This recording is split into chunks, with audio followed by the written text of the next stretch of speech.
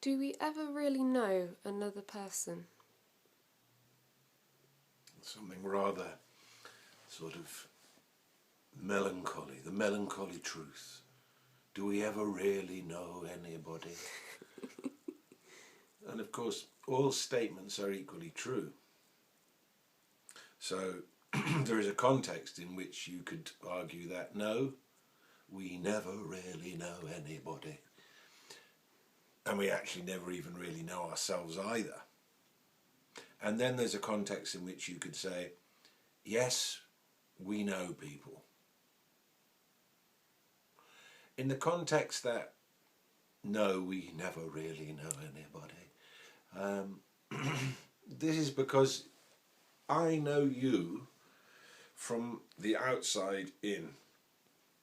You get yourself from the inside out. No one else ever will have that perception and perspective of you. So I always see you through my own lens. And I may be wearing rose-coloured glasses, I may be wearing dark glasses, I may have contact lenses in, I may, it's always going to be through, I'm seeing you through my own experience. But then that presumes that there is a way that you are, that there is actually something there to be seen. If I look inside myself, I don't find anybody. I don't find anybody there. When I'm go inside myself to look, I'll come across myself talking to myself, chatting away. And if I'm really still, I'll be able to watch myself talk in thought as me. But I'm also the one who's aware of that happening. And I look carefully, I see it's happening spontaneously of its own accord. And I'm more awake, more real, is the one who's watching it happen. But that one doesn't have any qualities. The personality isn't a sort of crystallized, fixed thing somewhere inside me. So this is also the same for anybody else, you. So one could argue, can I ever know you? No, because you're not there to be known. Can I engage with you? Can we flow as awareness together? Yeah. Is there a danger of thinking that you know someone? Yeah. I remember that my master's, I think I remember him saying this, he said in relationships, people tend, if you know your partner better than you know yourself, watch out. And when I do my readings, my live life readings, you often get people who are having relationship issues. And, they're so clear about what he did and why he did it. And this whole sort of psychological thing about their partner. And what they don't realise, and this happens way more than you would think, that the narrative they've created, the interpretation of that person that they've chosen, is one that makes them entirely responsible for the whole thing going wrong and leaves the observer completely free and innocent. And then my job is quite often to point out, well, who you were being that he was gave you how you got him, because not everybody gets him that way. If he was a fixed way, everybody would get him the same.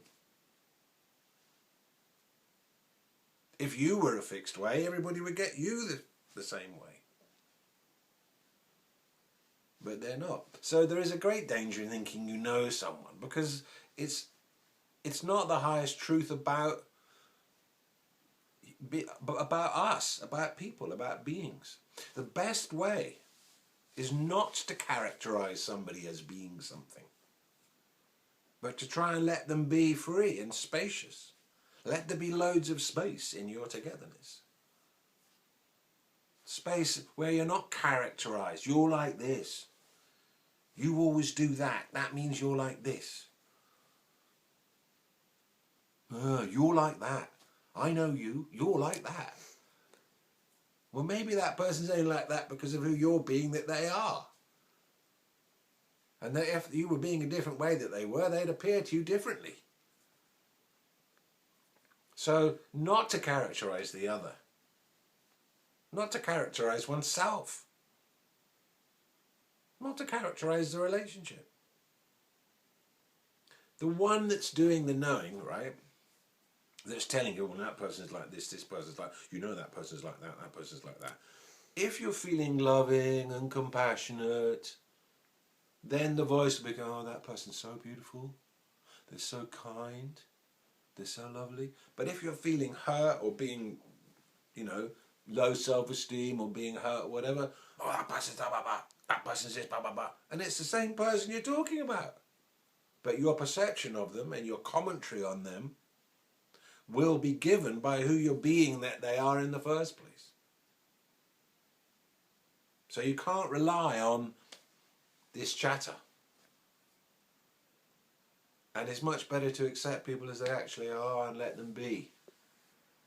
Because if you think about it, it's just like squeezing someone's balls when you've got a fixed view of them. Where's the freedom in that? Where's the fun in that? I don't want to be a fixed way. I want to be new and changing. I want to be a million different people from one day to the next. Because I actually am none of all that.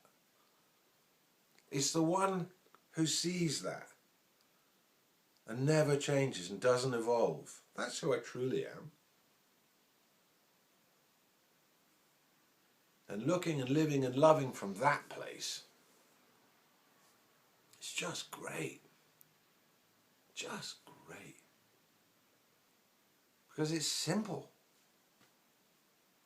Oh, you're like this, you're like that. No, I'm not. Yes, you are. This proves it. Oh my God. And we all fall into that. We all fall into it. Telling each other how we are. You wouldn't do this if you weren't like that. You're like that because in the past, this, that, this. Oh my God. Your wound is showing up like this, Really? Is that the identity we want to be in? It's an option because all statements are equally true. So you can go into that whole world, but it doesn't give spaciousness, it doesn't give freedom, it doesn't bring love, it doesn't bring longevity in relationships. So what is the deeper truth about human beings? Can we know that about our partner? Can we honour that in our partner or in each other? And if we are honouring it in ourselves, if we're getting it in ourselves, then it automatically, without really making a particular effort about that, it automatically becomes who we're being that the other is, so we kind of get that about them. And that really is something wonderful. When you see the beauty of simple being in another human being, that's love. That is love that has no deal in it. That's love that is the love that is everlasting. That's the love that's real. Has no commentary, no deal. The mind is quiet.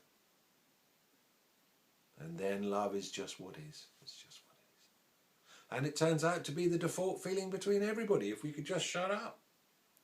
Shut up with our great analysation. Shut up with our psychological insights. Shut up with judging each other.